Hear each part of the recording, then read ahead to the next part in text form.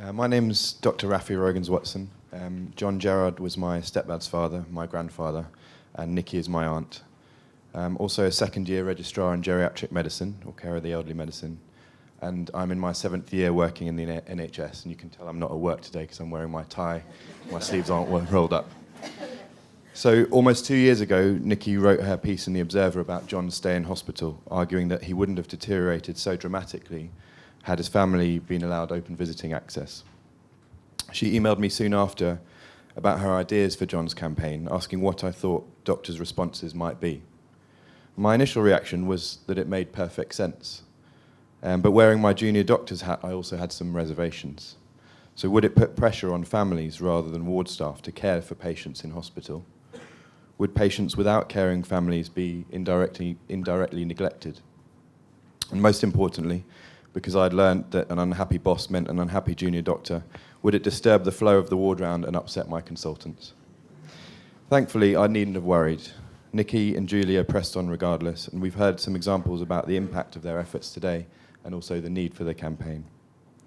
The campaign has been embraced by all the hospitals I've worked in around London, particularly by consultants in geriatric medicine and by nursing staff and everyone working on elderly care wards. It's been an exciting time to enter the field of geriatrics and dementia care because I've witnessed and been part of a cultural change in which John's campaign has been central. A greater emphasis is being placed on creating a caring environment for those most in need. As part of my teaching and training in dementia care, we learnt about the key part that carers play and the interactions that we have with them.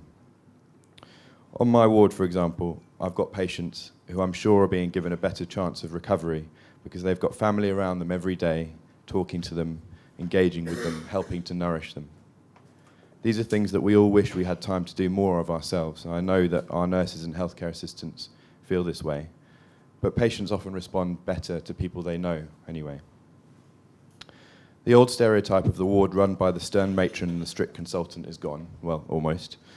And the way we care for our patients with dementia is changing, and hospitals are slowly becoming more accessible, but there's still much to be done.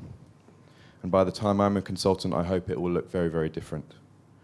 Creating change in an organisation as large as the NHS is no easy task. So I'd like to acknowledge everyone who's led or backed the campaign, whether you work in hospitals, in allied charities, in the media, because you've done an incredible job and it's truly been a catalyst for progress. John Gerard was such a family man. He was so much fun to be around, and his relationships with his family and close friends were so important to him and to us. Knowing that this is part of his legacy, keeping families together and creating a more caring environment for people in hospital brings me and my family so much joy, so thank you.